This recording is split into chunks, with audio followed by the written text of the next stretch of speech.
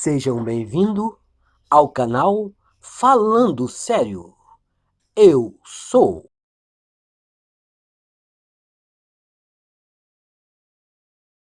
Mas antes, meus amigos, curtam, compartilhem, se inscrevam no nosso canal e não deixe de acionar o sininho para novos vídeos como este. Muito obrigado. Todo lugar que pisares com a sola do teu pé, eu vos darei. Josué 1, versículo 3. A maioria das pessoas conhece a história de Josué conquistando a cidade de Jericó.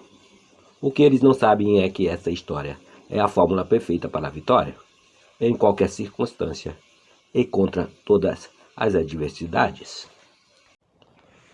E está escrito que Josué estava apenas com o conhecimento de que cada lugar que ele tocasse a sola do seu pé, a ele seria dado. Ele desejava entrar e conquistar a cidade de Jericó, mas as muralhas que o separavam da cidade pareciam intransponíveis. Parecia fisicamente impossível para Josué ultrapassar as muralhas maciças e entrar na cidade de Jericó, mesmo ele sendo guiado pelo conhecimento e a promessa que, independentemente das barreiras e obstáculos que o separavam de seus desejos, se ele encontrasse uma maneira de entrar na cidade, ela seria dada a ele. O livro de Josué, mais à frente, registra que, em vez de enfrentar o problema gigantesco das muralhas, Josué contratou o serviço da meretriz Raabe e a enviou como sua espiã para dentro da cidade. Quando Raabe entrou na casa dela, que ficava no meio da cidade, Josué, que estava do lado de fora, impedido pelas muralhas intransponíveis de Jericó, tocou 7 vezes a sua trombeta. No 7º toque, as muralhas vieram abaixo e Josué entrou na cidade, vitorioso. Para os não iniciados, esta história não faz sentido. Para aqueles que a veem como um drama psicológico e não como um registro histórico, ela é extremamente reveladora.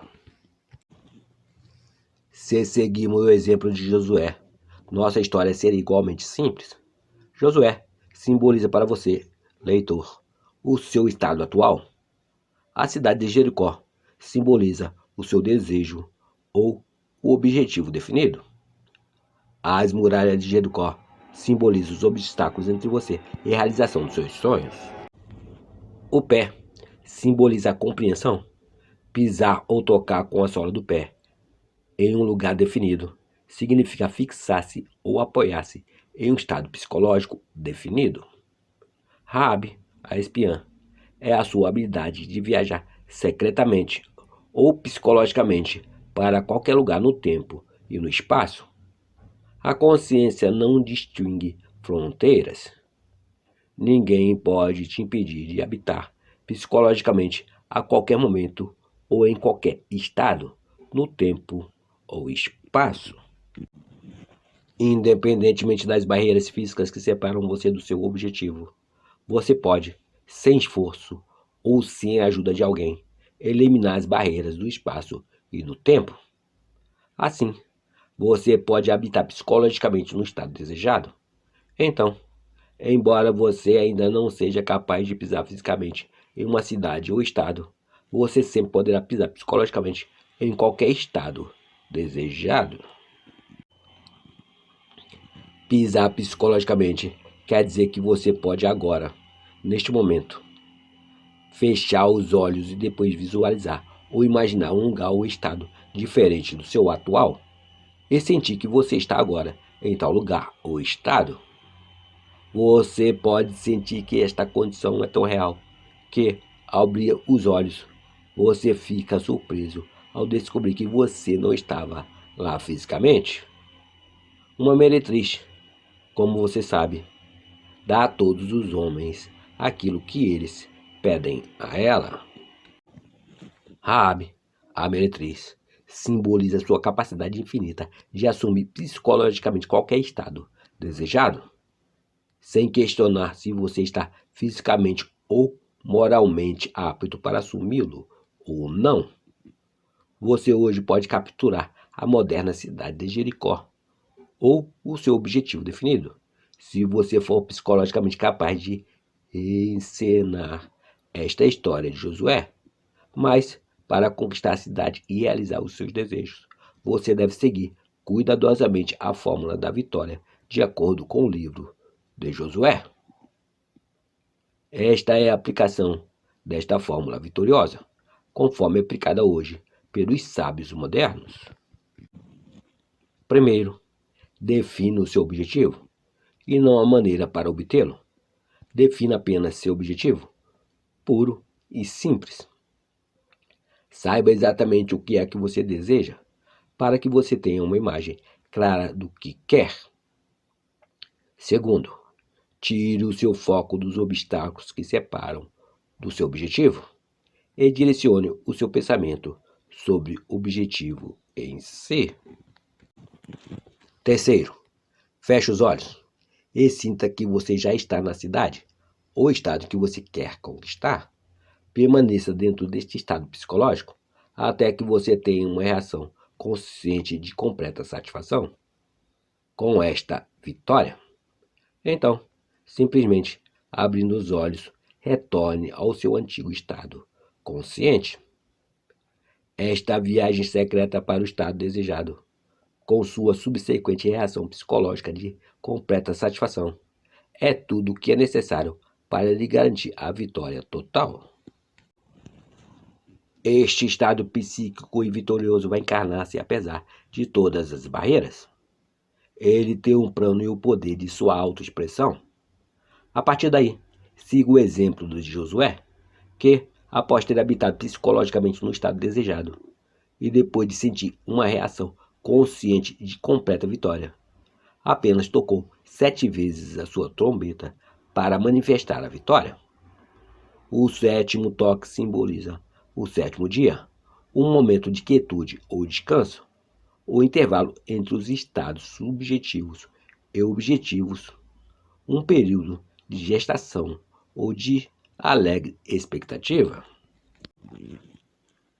Este silêncio não é a quietude do corpo, mas sim a quietude da mente, uma passividade perfeita, que não é indolência, mas uma quietude vívida, nascida da confiança nesta lei imutável da consciência.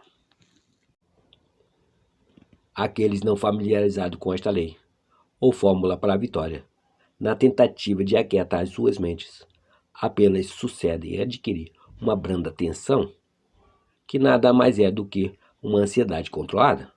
Mas você, que agora conhece esta lei, irá descobrir que, depois que se conquista o estado psicológico que seria o seu, se você já tivesse conquistado vitoriosamente aquela cidade, você avançará em direção à realização física de seus desejos.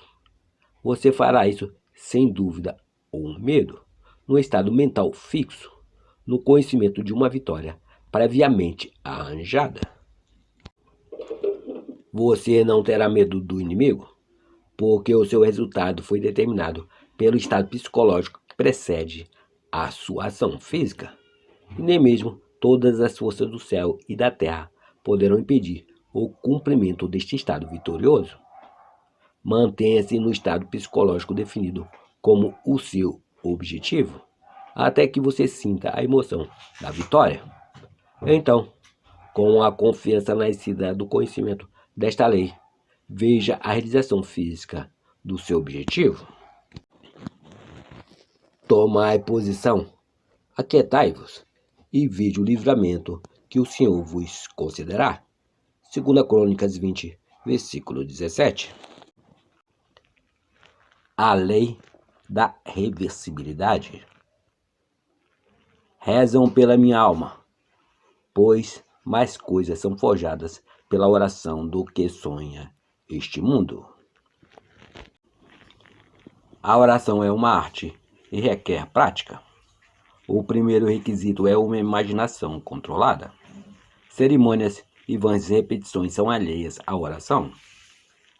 O seu exercício exige tranquilidade e paz de espírito. Por isso, não use repetições vãs, pois a oração é feita em sigilo, e aquilo que teu pai ver em segredo lhe será dado abertamente, em recompensa. As cerimônias habitualmente usadas na oração nada mais são do que meras superstições que foram inventadas para dar um ar de solenidade à oração. Aqueles que praticam a arte da oração muitas vezes são ignorantes nas leis que a regem. Eles atribuem os seus resultados obtidos aos rituais e não ao espírito. A essência da oração é a fé, mas a fé deve estar permeada de entendimento, para que ele seja transmitido junto à oração, que por si só, a princípio, não o possui. Portanto, busca a sabedoria, e com a sua obtenção, busca o entendimento.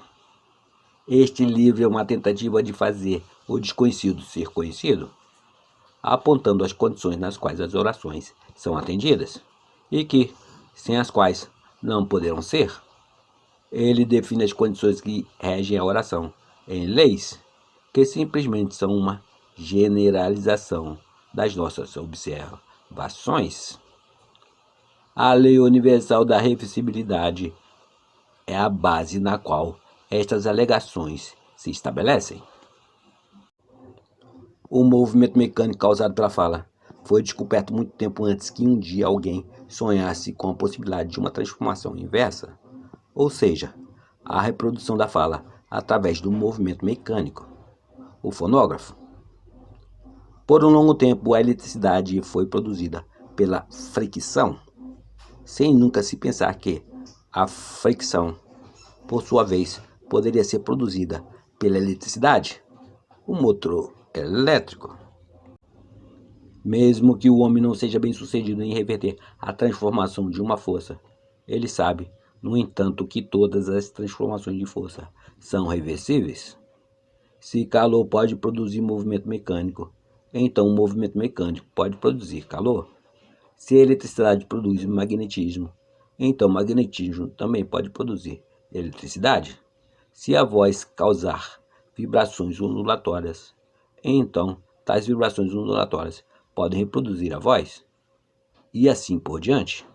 Causa e efeito, energia e matéria, ação e reação são iguais e conversíveis entre si. Esta lei é de suma importância, pois ela permite prever a transformação inversa, uma vez que a transformação direta seja conhecida. Se você sabe a sensação que você sentiria ao realizar seu objetivo, então, inversamente, você sabe qual objetivo realizar para sentir tal sensação. A instrução para orar acreditando que você já possui o que você pede é baseada no conhecimento da lei da transformação inversa. Se a realização da sua oração produzir em você um sentimento definido ou um estado de consciência, então, inversamente, esse sentimento definido ou estado de consciência irá produzir a realização da sua oração. Porque todas as transformações de força são reversíveis, e por isso você sempre deve assumir o sentimento de ter o seu desejo realizado. Você deve despertar dentro de você a sensação de que você é e possui aquilo que até então você desejou ser e possuir. Isto é facilmente feito ao contemplar a alegria que você sentiria caso seu objetivo fosse realizado, a tal ponto que você respire, se mova e viva na sensação da realização do seu desejo. O sentimento de realização do seu desejo, se assumido e mantido, deve objetivar o estado que o criou. Esta lei explica por quê. A fé é a substância das coisas que se esperam e a prova das coisas que não se veem. E por quê? Ele chama as coisas que não são vistas como se fossem, e o que é invisível torna-se visível. Assuma o sentimento de que o seu pedido está realizado e mantenha-se firme neste sentimento até que aquilo que você sente seja manifestado. Se um acontecimento físico pode produzir um estado psicológico, então um estado psicológico pode produzir um acontecimento físico. Se o efeito A pode ser produzido pela causa B, então, inversamente, o efeito B pode ser produzido pela causa A. Portanto, vos afirmo, tudo quanto em oração pedirdes, tenha fé que já o recebestes, e assim vos sucederá. Marcos 11, versículo 24.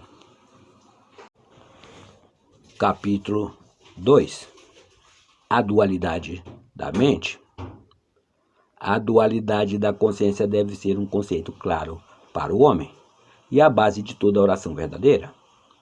A consciência possui uma parte consciente e uma parte subconsciente. A maior parte da consciência encontra-se abaixo da esfera da consciência objetiva. O subconsciente é infinitamente maior e é a parte mais importante da consciência. Ele é a causa da ação voluntária. O subconsciente é a essência do homem, enquanto o consciente é o seu conhecimento. Eu e meu pai somos um, mas meu pai é maior que eu. O consciente e o subconsciente são um, mas o subconsciente é maior que o consciente. Não queres tu que eu estou no Pai e que o Pai está em mim? As palavras que eu vos digo, não vos digo por mim mesmo, mas o Pai que habita em mim é quem realiza as suas obras. João 14, versículo 10. Eu, a consciência objetiva, por mim mesmo não posso fazer nada, mas o Pai, o subconsciente, é quem realiza as suas obras. O subconsciente é aquele que tudo sabe, aquele ao qual tudo é possível, e para ele que todas as coisas passam. É por ele que todas as coisas surgem, a ele todas as coisas pertencem, e ele é o caminho a que tudo acessa. A oração é a chave que abre essa casa do tesouro.